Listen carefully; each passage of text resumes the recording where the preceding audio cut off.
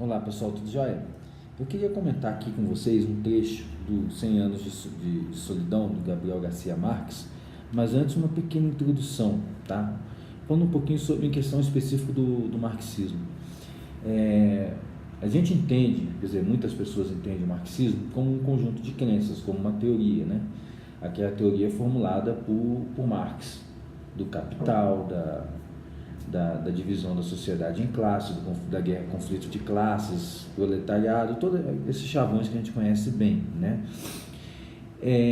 Mas acho que o segredo para entender começa com um dos maiores marxistas do século XX, que escreveu um dos livros mais influentes nesse período, que é o Georges Lukács, que no livro História e Consciência de Classe, logo no início ele dá uma definição de que seria, na visão dele, marxismo ortodoxo, que ele se colocava nessa definição.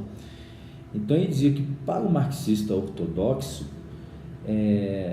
não há problema nenhum quando a ciência, né, a ciência social, etc., chega a uma conclusão que desmente o que estava na formulação teórica inicial de Marx. Então você pode aceitar aquela nova formulação sem problema nenhum, porque a ciência mostrou que aquilo era um equívoco, e continuar marxista, porque você tem que ser fiel ao processo, ao método. Ele usa essa palavra, método. Então o marxismo não é a teoria do Marx, é o método do Marx. E qual seria o grande resumo desse método? Seria você estudar profundamente a realidade nas suas interações econômicas, sociais, culturais, etc., e perceber isso, perceber nessa realidade as condições para a revolução. Perceber isso como um quadro de ação para a promoção da revolução, para destruir essa ordem vigente e instaurar uma nova ordem que gerará um homem novo, que ninguém é muito preciso em definir esse homem novo não, tá? Não pense que eles sabem o que é esse homem novo, não sabem. Eles têm um profundo ódio à realidade, querem mudar essa realidade, e para isso o Marx propôs, né, a dialética como um grande método de atuação do comunista, do marxista. Então o marxista, ele utiliza todas digamos assim, todas as partes da realidade a seu favor, independente se é contra, a favor de alguma teoria, e ele muda a teoria sem problema nenhum, se isso for atender os interesses dele. A gente se ilude muito pelos marxistas ralé ali, o marxista de sala de aula, né? Aqueles professores que estão na sala de aula do segundo grau, na universidade, molestando os alunos, que é isso que eles fazem, eles são a ralé do marxismo. Eles ainda estão presos com aqueles negócios de luta de classe, que os intelectuais mesmos da esquerda não estão presos nisso. Eles já sabem que a teoria de Marx é furada, já trocou essa teoria. Ao longo do século XX eles já fizeram a crítica da teoria marxista e já trocaram. O que eles são fiéis é ao método, né? Isso é que eles são fiéis. Então Marx, na época dele, interpretou a sociedade, tinha razão em muita coisa que ele disse, porque a sociedade capitalista da época dele funcionava daquele jeito, né? E interpretou naquele funcionamento os caminhos, né, o potencial revolucionário daquela situação. Posteriormente, quando a situação mudou, os marxistas mudaram a interpretação, não tem problema nenhum. Hoje os marxistas já abraçaram o capitalismo de Estado sem a menor problema. Para eles o que vai funcionar é isso, é o capitalismo de Estado. Então voltamos aqui ao livro do Gabriel Garcia Marques para ver como a literatura nos dá grandes insights, né? Ele não está falando aqui diretamente de marxismo, ele está falando de uma guerra real que aconteceu na Colômbia, uma guerra civil, depois da sua independência, entre os liberais e os conservadores, tá? Os conservadores estavam no poder, tinham a Igreja Católica como grande aliada, né? Valorizava a Igreja Católica, etc., a tradição, os títulos, né, hereditários, aquele negócio todo, e os liberais e os conservadores defendiam a centralização do poder. E os liberais estavam do lado da pulverização do poder, da uma autonomia para os estados, afastamento total da Igreja Católica da cultura colombiana. Então é aquela ideia da igreja só em âmbito pessoal ali, né, mas principalmente afastada da educação. que eles achavam aquilo o fim do mundo. Então, esse é basicamente o ideário liberal. E um dos principais personagens do livro é o Coronel Aureliano Buendia. Na verdade, o coronel é o título que ele se deu quando ele se tornou um líder revolucionário, né? E durante 20 e poucos anos lutou na Guerra Civil, liderando os liberais contra os conservadores. E isso aqui é uma cena já próxima no final da guerra, em que os emissários do próprio Partido Liberal foram pedir uma reunião com ele não queria muito papo, porque o negócio dele realmente era guerra, ele não queria muito papo com os políticos, mas depois de muita insistência ele acabou ascendendo. E o que ele disse? Nessa reunião, os emissários vieram para fazer 3 propostas. Tá?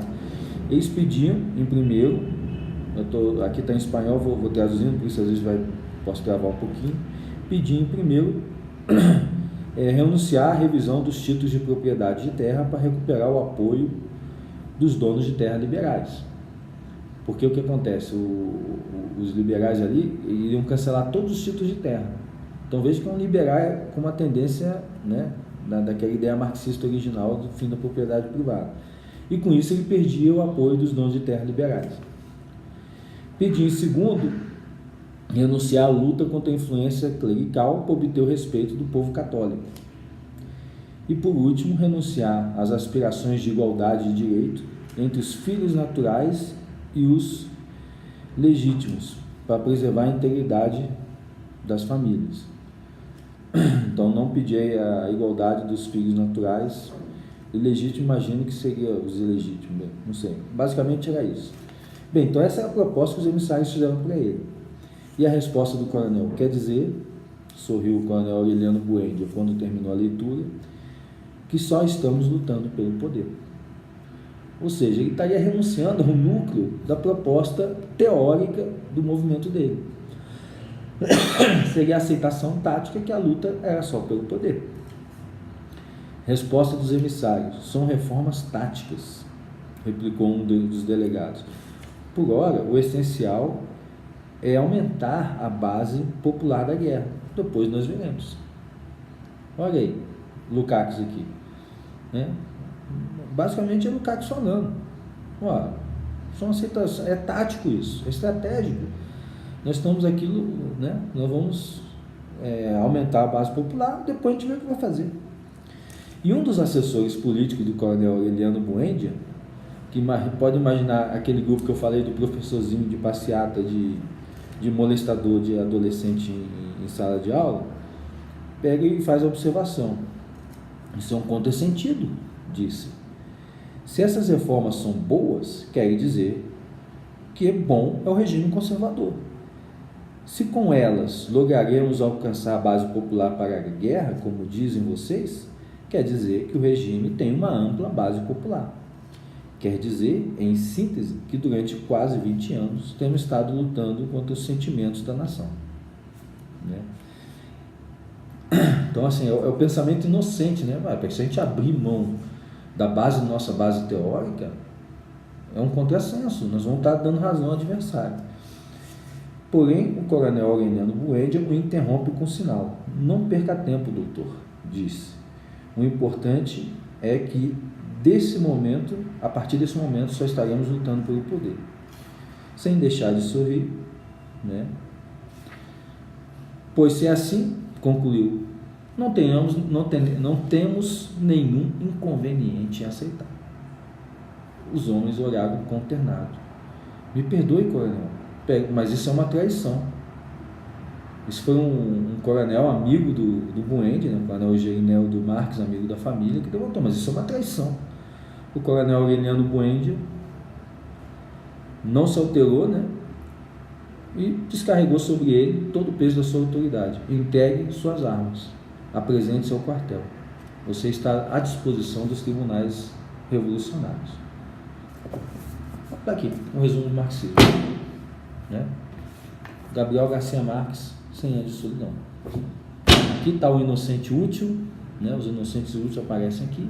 Aqui está o estrategista, que é o coronel Aureliano Buendia. Aqui estão os emissários, né? E se tiver que trocar a teoria, a gente troca. Nós estamos lutando pelo poder. É isso que nós estamos fazendo. Tá? Então, é uma besteira ficar refutando ainda a teoria econômica do marxismo. Não percam mais tempo com isso, gente. E assim, não adianta de nada. Você vai chegar... Você vai discutir isso com a basezinha, né? Os inocentes úteis aí, mas assim, um cara mais inteligente dentro da hierarquia do marxismo, e o mais inteligente é justamente o cara que já entendeu que o capitalismo faz parte do que eu quero. O mais inteligente do marxismo é dizer, assim, sou óbvio, mas o importante não é isso, o importante é a dialética, é a praxis, né? O importante é o movimento revolucionário continuar funcionando. O importante, na frase do coronel Guilherme Bueno, é que estamos lutando pelo poder. E é isso em síntese do que estamos tratando. Então, acho que o outro que entendeu muito bem tudo isso, né, é o Olavo de Carvalho, que diz que o comunismo não é uma teoria econômica, o marxismo não é uma teoria econômica, o marxismo é uma cultura. É uma cultura que, como toda cultura, tem gente que está na periferia, tem gente que está no centro da cultura. Então não confundam, né, a profundidade de um Jorge Lukács e outros intelectuais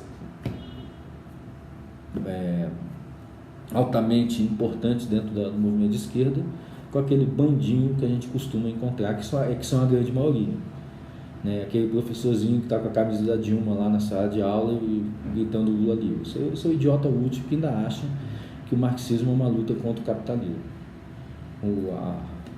Ele está servindo ao seu propósito de uma turma que já entendeu que o capitalismo é uma arma na mão do marxista. Ele é um instrumento para você destruir toda essa ordem, no final das contas, a tal da civilização ocidental.